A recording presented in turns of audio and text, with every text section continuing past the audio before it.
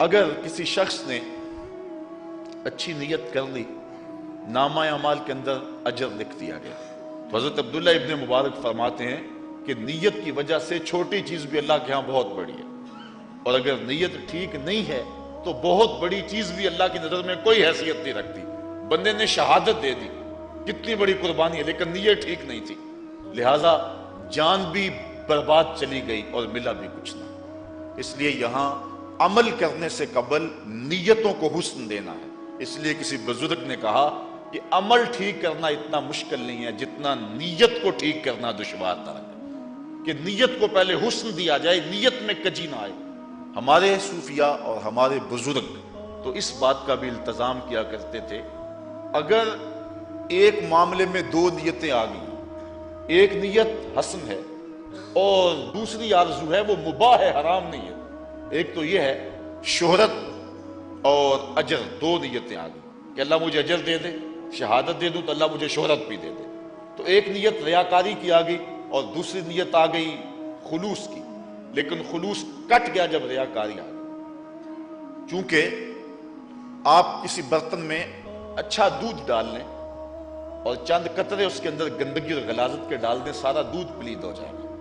اس لیے اچھی نیت اور بری نیت اگر ایک عمل میں اکٹھی آ جائیں گی تو اچھی نہیں رہے گی، وہ بھی خراب ہو جائے گی، وہ بھی برباد ہو جائے گی۔ بعض لوگ کہتے ہیں جی ٹھیک ہے یہ میرا ارادہ تو ہے، یہ تو ضمن ذیل میں نے ارادہ کیا، نہیں، اگر ایک اچھی نیت ہے ایک بری نیت ہے تو جب دونوں اکٹھی ایک عمل میں آ گئی تو وہ عمل برباد ہو گیا، کیونکہ اس بری نیت نے اس اچھی نیت کو بھی خراب کر دیا۔ جس طرح کہ حدیث جو ابھی میں نے آپ کے سامنے حضرت ابو امامہ البہلی رضی اللہ تعالیٰ عنہ سے مروی روایت کی ہے کہ وہ فرماتے ہیں کہ حضور سے سوال کیا گیا کہ اگر ایک شخص جہاد کرتا ہے، دو مقاصد ہے اس کے، ایک اللہ کی رضا حاصل کرنا، دوسرا مقصد چلو ساتھ شہرت بھی مل جائے، تو کیا اس کا اجر ملے گا؟ فرمایا اس کو کوئی اجر نہیں ملے گا، اس کو کوئی ثواب نہیں ملے گا۔ یہ تو ہے کہ ایک اچھی نیت ہے اور ایک بری نیت ہے، اور دوسری صورت یہ ہے کہ ایک نیت اچھی ہو اور دوسری نیت مباح ہو۔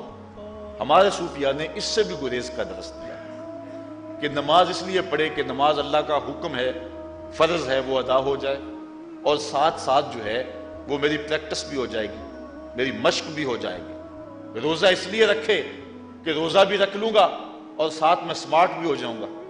دو نیتیں ہیں، سمارٹ ہونا یا پریکٹس کرنا، یہ کوئی بری بات نہیں، امر مباح ہے، لیکن حسن نیت کے ساتھ ایک ایسی نیت اور شامل ہوگی۔ ہمارے صوفیاء فرماتے ہیں جو اعمال کا حسن ہے، ساتھ والی نیت نے اس کو بھی برباد کر دیا۔ اس لیے وہ ایک قبولیت تو ہو جائے گی، لیکن جو اس کا نور ہے اور اس کا جو حسن ہے اور اس کا جو جمال ہے، یہ ساتھ آنے والی نیت جو ہے وہ اس کو برباد کر دے گی۔ اس لیے اللہ اس بات کو پسند کرتا ہے کہ جو بھی عمل کیا جائے محض میری رضا کے لیے کیا جائے۔ حضرت رابعہ بصریہ ایک ہاتھ میں پانی کا کوزہ پکڑا ہے، ایک ہاتھ میں آگ پکڑی ہوئی ہے اور بڑے غصے سے جا رہی۔ اس نے کہا آج کدھر کے تیور ہیں؟ کہا کچھ لوگ جنت کے چاہ میں عبادت کرتے ہیں، کچھ دوزخ سے ڈرتے ہوئے عبادت کرتے ہیں، میں چاہتی ہوں نہ رہے بانس نہ بجے بانسری، یہ پانی ڈال کے جہنم کو سرد کر دوں اور یہ آگ لگا کے جنت کو جلا دوں، جو بھی عبادت کرے محض اللہ کی رضا کے لیے کرے۔ اقبال کہتا تیرے عمل میں اخلاص ہو تو اس کا اجر کچھ اور ہے، حور و خیام سے گزر بادہ و جام سے گزر، جو بھی کر محض اس کی رضا کے لیے کر۔ لیکن حضرت مجدد الفسانی علیہ رحمہ نے حضرت رابعہ بصریہ کے اس قول کا رد کیا ہے۔ آپ فرماتے ہیں کہ انہوں نے حالت سکر میں یہ بات کہی ہے، اگر جنت کی طلب کرتا ہے ایک بندہ مومن یا جہنم سے ڈرتا ہے تو اس کا مطلب یہ نہیں ہے کہ وہ باغوں اور حوروں کا چاہنے والا ہے، بلکہ وہ جنت کا طالب، اللہ کی رضا کے طالب کی صورت میں ہے، کیونکہ جنت اللہ کی رضا کا مظہر ہے اور دوزخ اللہ کے قہر و غضب کا مظہر ہے۔ یعنی اللہ جس سے راضی ہوگا اس کو جنت میں بھیجے گا اور جس سے ناراض ہوگا اس کو جہنم میں ڈالے گا۔ اور اگر کوئی شخص یہ آرزو کرتا ہے، یہ تمنا کرتا ہے کہ مجھے جنت نصیب ہو تو وہ اللہ کی رضا چاہتا ہے، اور اگر وہ چاہتا ہے میں جہنم سے بچ جاؤں تو وہ اللہ کے قہر و غضب سے بچنا چاہتا ہے۔ تو فرمایا رابعہ بصریہ کا یہ قول حالت سکر میں کہا گیا قول ہے، تو جنت اللہ کی رضا کا مظہر ہے اور دوزخ اللہ کی ناراضگی کا مظہر ہے۔ اس لیے جنت کی طلب اور دوزخ سے پناہ مانگنا یہ بندہ مومن کا مقصود ہے، اور حضور فرمائے جب اللہ سے مانگو تو جنت الفردوس مانگو۔ اب حضور علیہ السلام نے ارشاد فرمایا طوبیٰ للمخلصین اولئک مصابیح الہدی، مبارک ہو مخلص لوگوں کو چونکہ وہ ہدایت کے چراغ ہیں۔ تو عمل محض اس کی رضا کے لیے کیا جائے تو عمل ہے، ورنہ عمل نامقبول ہے۔ یا اگر امر مباح بھی نیت کے ساتھ شامل ہوگی دوسری نیت کے طور پہ، وہ امر مباح بھی شامل ہو گیا تو پھر بھی اس عمل کے حسن کو، جمال کو اور نور کو ختم کر دے گا۔ اور ہمارے صوفیاء نے اس حوالے سے بھی بہت زیادہ احتیاط کی ہے اور اپنی نیت کو خلوص کی بنیادوں پر استوار کرنے کی ہمیں تاکید کی ہے۔ اقبال نے بھی تنقید کی ہے نا کہ امید حور نے سب کچھ سکھا رکھا ہے واعظ کو، امید حور نے سب کچھ سکھا رکھا ہے واعظ کو، یہ حضرت دیکھنے میں سیدھے سادے بھولے بالے ہیں۔ بظاہر بڑے بھولے بالے لگ رہے ہیں لیکن یہ سب کچھ جو ہے وہ حور کے چاؤ میں کر رہے ہیں، چھلانگے لگا رہے ہیں الٹی۔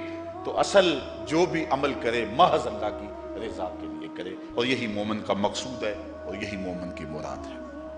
اس حوالے کے ساتھ آج کی اس نشست میں جو اہم حدیث آپ کے سامنے پیش کرنا چاہ رہا ہوں وہ امام بخاری نے اپنی صحیح کے اندر پہلی حدیث کتاب الایمان کے اندر حضرت امام بخاری نے اس حدیث کو درج کیا ہے، اور بیشتر علماء کا یہ طریقہ ہے کہ جب بھی وہ کتاب شروع کرتے ہیں تو سب سے پہلے اس حدیث کو بیان کرتے ہیں تاکہ نیتوں کا حسن نصیب ہو۔ حضرت عبد الرحمن مہدی رحمت اللہ تعالی علیہ فرماتے ہیں کہ میرا جی تو یہ ہے کہ میں جو بھی کتاب لکھوں اپنی ہر کتاب کو اسی حدیث سے شروع کروں۔ تو صحیح بخاری اس حدیث سے اس کا آغاز ہوتا ہے۔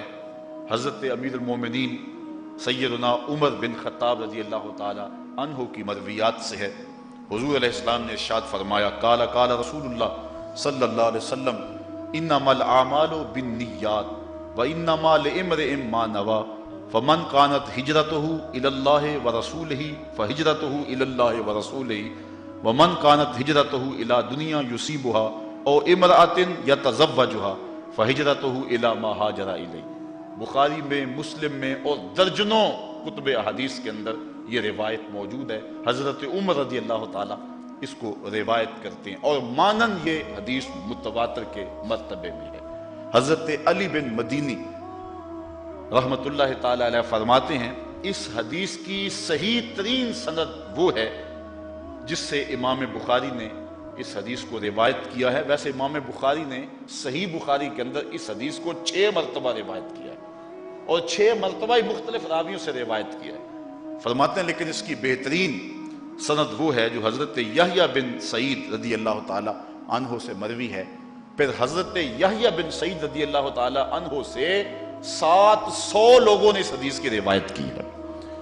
اس کے بعد ایک راوی نہیں ہے، یحییٰ بن سعید کے بعد اس کے راوی پھیل جاتے ہیں، اور حضرت امام بدر الدین عینی علیہ رحمہ نے 200 لکھے ہیں اور بعض لوگوں نے 700 اس کے راوی لکھے ہیں کہ حضرت یحییٰ بن سعید سے 700 لوگوں نے یہ حدیث لی ہے اور پھر مختلف طرق سے ہمارے تک پہنچی ہے۔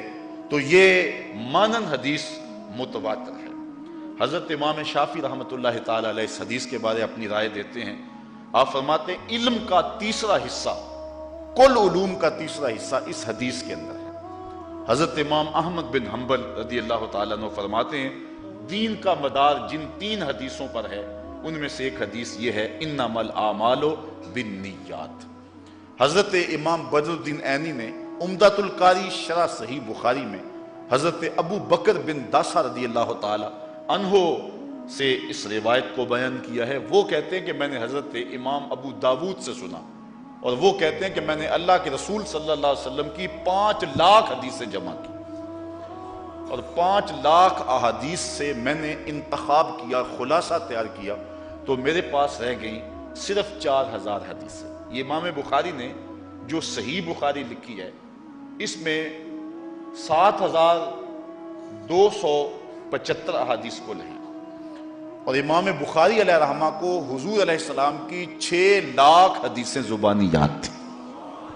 ان 6 لاکھ حدیث کا خلاصہ تیار کیا تو تقریباً 7,25,000 حدیثیں خلاصے کے طور پہ حضرت امام بخاری نے لکھی. اور بعض احادیث 2 مرتبہ بھی ہے بخاری شریف میں، جس طرح یہ حدیث بخاری شریف میں 6 مرتبہ ہے. اگر تکرار ختم کریں تو بخاری شریف کی احادیث کی تعداد بھی جو ہے وہ 4,000 ہی بنتی ہے. تو حضرت امام ابو داؤد کہتے ہیں میں نے 5 لاکھ حضور کی احادیث جمع کی، جب اس کا خلاصہ تیار کیا تو میرے پاس رہ گئی کل 4,000 حدیثیں. ان 4,000 حدیثوں کا پھر میں نے خلاصہ بنایا تو میرے پاس رہ گئی صرف 800 حدیثیں. ان 800 حدیثوں کا پھر میں نے خلاصہ تیار کیا تو میرے پاس رہ گئی 4 حدیثیں. اور ان 4 حدیثوں میں ایک حدیث یہ ہے انما الاعمال بالنیات، اعمال کا دار و مدار نیتوں پر ہے. اور دوسری حدیث یہ ہے ان الحلال بین و ان الحرام بین، حلال بھی واضح ہے حرام بھی واضح ہے، اور اس کے درمیان کچھ شبہ والی چیزیں ہیں، جو شبہ میں پڑ گیا وہ حرام میں پڑ گیا. اور تیسری حدیث من حسن اسلام المرء ترکہ ما لا یعنی ہے، آدمی کے اسلام کا حسن یہ ہے کہ وہ ہر بے مقصد کام کو چھوڑ دے. اور چوتھی حدیث لا یکون المؤمن مومنا حتی یرضی لاخیہ ما یرضی لنفسہ، اتنی دیر تک کوئی بندہ مومن نہیں ہو سکتا جو اپنے لیے پسند کرتا ہے وہ اپنے مومن بھائی کے لیے پسند نہ کرے. کہتے ہیں یہ اساس اسلام ہیں، یہ حدیث اسلام کی بنیاد ہیں، یہ اسلام کی جڑ ہیں. 5 لاکھ احادیث رسول کا خلاصہ یہ 4 حدیث ہیں. تو ان میں سے پہلی حدیث انما الاعمال بالنیات، اعمال کا دار و مدار نیتوں پر ہے. اس حدیث کا شان ورود یہ ہے کہ جب حضور علیہ السلام نے مکہ سے ہجرت فرما کے مدینہ کو اپنے وجود کی برکتیں عطا فرمائیں تو حضور کے ساتھ بہت سارے صحابہ بھی ہجرت کے لیے مکہ سے مدینہ کی طرف چلے گئے، کچھ حضور سے پہلے، کچھ حضور کے ساتھ اور کچھ حضور کے بعد. ایک شخص تھا جس کا مدینے کی ایک خاتون کے ساتھ ربط قلب تھا اور وہ اس کے ساتھ نکاح کرنا چاہتا تھا. اس عورت نے ایک شرط لگائی تھی کہ میں تیرے ساتھ نکاح کرنے کے لیے تیار ہوں، لیکن شرط ایک ہے کہ تو شہر مکہ چھوڑ دے اور مدینے میں آ جا. اس نے اس بات میں آر محسوس کی کہ میں ایک عورت کے لیے اپنا شہر چھوڑ دوں اور لوگ کیا کہیں گے کہ ایک خاتون کے لیے اپنا شہر چھوڑ دیا ہے. اچھا، اس عورت نے یہ شرط لگائی. مجھے ایک عورت بھی یاد آئی. کون؟ حضرت ام سلیم رضی اللہ تعالیٰ. جب حضرت ام سلیم کو ابو طلحہ نے پیغام نکاح بھیجا تو حضرت ام سلیم نے کہا میری ایک شرط ہے، میرا ایک ہی حق مہر ہے، اگر تو ادا کر دے تو میں تیرے ساتھ نکاح کر لوں گی. تو ابو طلحہ نے کہا فوری بتاؤ کیا؟ تو ام سلیم نے کہا تم اسلام لے آؤ، یہی میرا حق مہر ہوگا. تو پھر ابو طلحہ فوراً اسلام کی دولت سے مالا مال ہو گئے اور ان کا نکاح ہوا.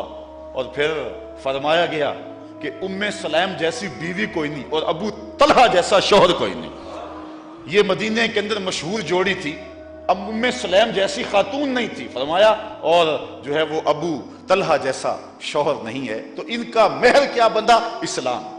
اور یہ کہتی ہے کہ تو اگر مکہ چھوڑ آئے تو پھر میں تیرے ساتھ نکاح کرنے کے لیے تیار ہوں. اس نے اس بات کو آر محسوس کیا کہ لوگ کیا کہیں گے، ایک عورت کے لیے شہر چھوڑ آیا ہے. لیکن جب حضور نے ہجرت فرمائی اور صحابہ گئے تو اس نے سوچا کہ اب سارے جا رہے ہیں میں بھی چلا جاتا ہوں. لوگ سمجھیں گے یہ ہجرت کر کے جا رہا ہے، اسے کہوں گا تیرے لیے آیا ہوں. تو جب وہاں پہنچا تو اس نے جا کر کے کہا کہ میں تو تیرے لیے آیا ہوں. اس نے کہا ٹھیک ہے میری شرط پوری ہو گئی، نکاح ہو گیا. اس خاتون کا نام تھا ام قیس. تو اس نے اس لیے جو ہے وہ ہجرت کی اس شخص نے اور جا کے ام قیس سے اس کا نکاح ہو گیا. کچھ لوگ اس لیے بھی ہجرت کر گئے کہ مدینے کی منڈی جو ہے وہ بڑی تیز ہے اور وہاں کے مالی حالات بہتر ہیں. تو چلو مکے میں کیا دھرا ہے، مسلمانوں کے ساتھ چلے اور وہاں جا کر کے جو ہے وہ ہم جو ایسا کریں گے کہ وہاں کاروبار اچھا چمک جائے گا. کچھ لوگوں کی نیت ساتھ یہ بھی شامل ہوئی، لیکن نیتوں کو حسن دینے والا رسول، صحابہ کو پاکیزگیاں اور طہارت دینے والا رسول اس بات کو بھی برداشت نہ کر سکا کہ کوئی جو ہے وہ ہجرت کے ساتھ اس نیت کو بھی ساتھ شامل کر لیں تو حضور علیہ السلام نے ارشاد فرمایا انما الاعمال بالنیات، اعمال کا دار و مدار نیتوں پہ ہے، وانما لامرئ ما نوى، ہر شخص کے لیے وہی ہے جس کی اس نے نیت کی۔ فمن كانت ہجرتہ الی اللہ ورسولہ فہجرتہ الی اللہ ورسولہ، جس نے اللہ اور اس کے رسول کے لیے ہجرت کی اس کی ہجرت اللہ اور اس کے رسول کے لیے ہوئی۔ جس نے دنیا کے لیے ہجرت کی دنیا اسے مل جائے گی، کاروبار اس کا ٹھیک ہو جائے گا۔ او امرأۃ یتزوجھا، یا کسی عورت کے لیے ہجرت کی تو وہ اس سے نکاح کر لے گا، فہجرتہ الی ما ہاجر الیہ، تو اس کی ہجرت اسی کے لیے ہے جس کے لیے اس نے کی ہے۔ عورت کے لیے آیا ہے تو عورت ملے گی، دولت کے لیے آیا ہے دولت ملے گی، رب رسول کے لیے آیا ہے تو رب رسول ملے۔ اب صحابہ اس شخص کو چھیڑا کرتے تھے جس نے ایک عورت کے لیے ہجرت کی تھی، اور اسے کہا کرتے تھے مہاجر ام قیس، یہ ام قیس والا مہاجر ہے، چونکہ صحابہ کی نازک اور پاک باز طبیعت اس کو گوارا نہ کر سکی۔ تو یہاں ہمیں اسلام نے ہجرت اور کوئی بھی نیک عمل ہو، اسلام نے ہمیں درس دیا ہے کہ وہ محض اللہ کی رضا کے لیے ہو، کوئی دوسری نیت بھی آ کے اس کے اندر شامل نہ ہو، اگرچہ وہ مباح ہی کیوں نہ ہو۔ ہاں اچھی نیتیں اگر اکٹھی ہو جاتی، بہت ساری اکٹھی ہو جاتی ہیں اچھی نیتیں ساری، پھر کوئی حرج نہیں، بلکہ اجر دوگنا چوگنا ہو جائے گا۔ مسجد میں آیا کہ جمعہ پڑھوں گا، ساتھ یہ بھی نیت کر لی کہ کوئی گندگی پڑی ہوئی، کوئی تنکے پڑے ہوئے تو اس کو اٹھا کے باہر پھینکوں گا، ساتھ یہ بھی آیا کہ عالم دین کی زیارت بھی کروں گا، ساتھ نیت یہ بھی کر لی کہ جو اس نے کہا اس کو سنوں گا اور علم حاصل ہو جائے گا، ساتھ نیت یہ بھی جڑ گئی کہ جو کہا جائے گا اس کو سنوں گا پھر اس پہ عمل بھی کروں گا۔ نیت یہ بھی ساتھ جوڑ لی، جو سنوں گا پڑھوں گا عمل کروں گا اس کو پھر لوگوں تک بھی پہنچاؤں گا۔ تو ایک کام کے لیے اس نے کئی نیتیں جوڑ لی، تو اب اس کا وہ عمل کئی گنا بڑھ گیا۔ میاں صاحب فرماتے ہیں کہ دودھ اندر جے کھانڈ نہ لائیے تو مزہ ہو جاوے دونا، پھر تو کیفیت ہی کوئی اور ہو گئی نا۔ اگر کئی نیتیں، ایک اچھی نیتیں شامل کر لی تو پھر اچھی نیتیں جمع ہوتی رہی اور ایک گلدستہ بنتا چلا گیا نیتوں کا۔ لیکن اگر ایک اچھی ایک بری تو بری نیت اچھی کو بھی برباد کر دے گی، لیکن ایک اچھی نیت اور دوسری امر مباح کی نیت، جس طرح کے نماز اور ساتھ ورزش بھی ہو جائے گی، تو علماء فرماتے ہیں، صوفیاء فرماتے ہیں نہیں، یہ بھی عمل کے نور کو اجاڑنے والی بات ہے۔ تمہارا عمل ہو تو محض اللہ کی رضا کے لیے، محض اس کی رضا کے لیے ہو، تیرے عمل میں اخلاص ہو تو اس کا اجر کچھ اور ہے۔ یہ کہانی ہے، یہ لطف ہے۔ مہربانی کر کے اس چینل کو سبسکرائب کریں اور زیادہ سے زیادہ اس ویڈیو کو شیئر اور لائک کریں۔